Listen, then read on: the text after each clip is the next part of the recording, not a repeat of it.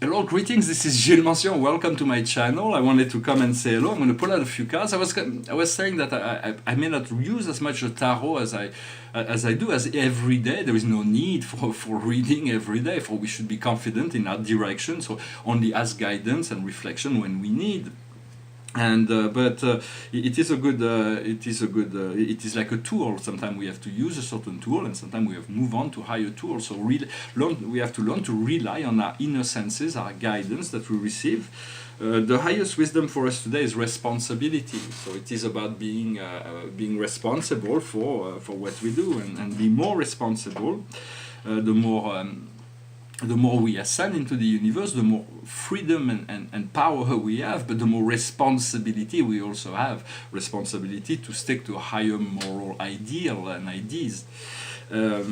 What we need to do is the effort, is how to produce. What kind of effort do we need to produce in order to achieve the result we are seeking?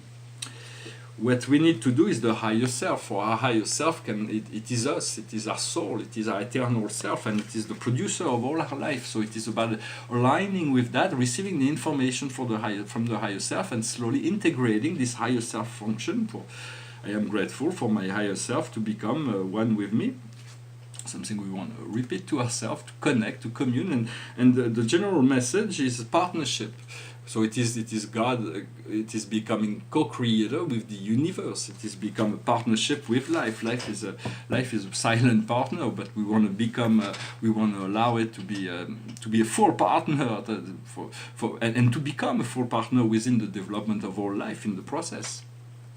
For it is an exchange. Life is an exchange between source and creation all the time. And creation, God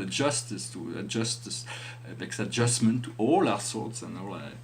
And the card of the day from the angel is courage. So we have to have the courage. Courage means to face our shadow, means to become better, to seek out, to become a higher version of ourselves, and to become free of fear. For when we are free of fear, all kinds of new opportunities are presented to us.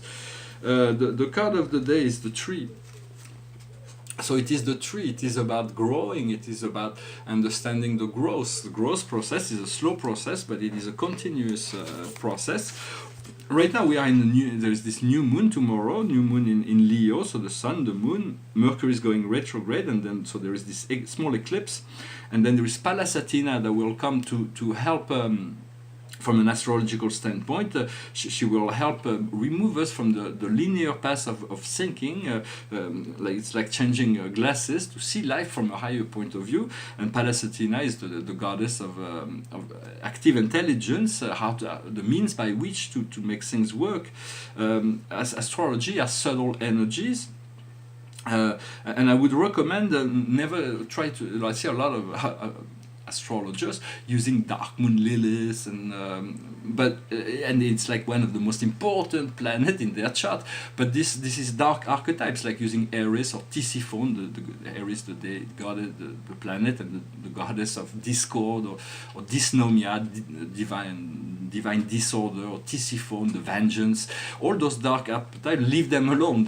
There is no need to work. Lilith is like the degradation of the divine feminine, and she's like but the more we work with that, the more conflict and frustration will come in the realization of the harmonization of the whole. For we need to fuse in with all the light part and let go of the darker part. So it is important to work with positive archetypes. The most powerful planet in astrology is Jupiter. Jupiter is now moving forward in Scorpio, but it's not very comfortable there. It's just like Scorpio is like the domain of, it's like the underworld, the domain of Hades, and so it will move into Sagittarius. So it's going to be a magnificent expansion next year.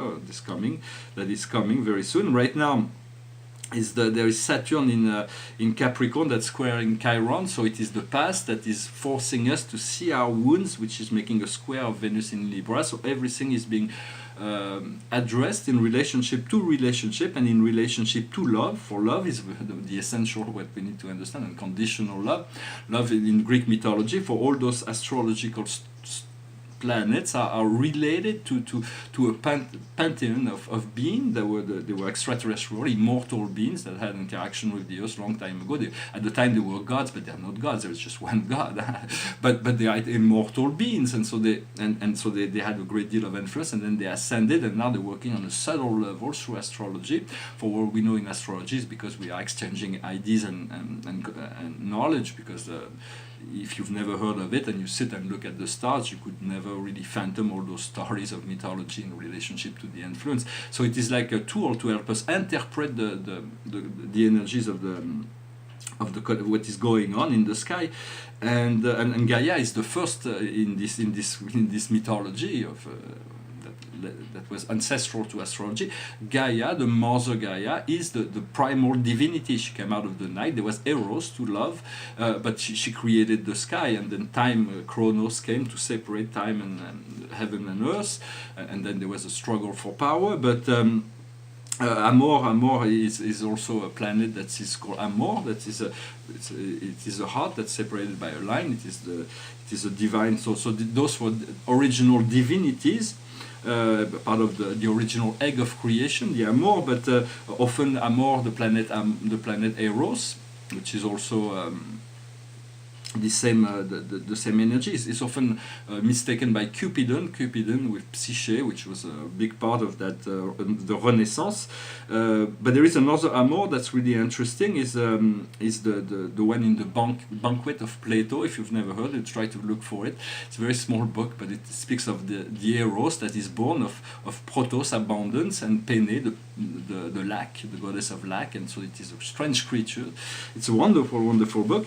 Another archetype of love is also, of course, Aphrodite, which is there is a controversy in relationship to the birth of Aphrodite. For we have Homer, that was the story of Homer. She was born from the castration of Uranus, and a drop of sperm fell into the ocean, and she was born from the foam and the ocean.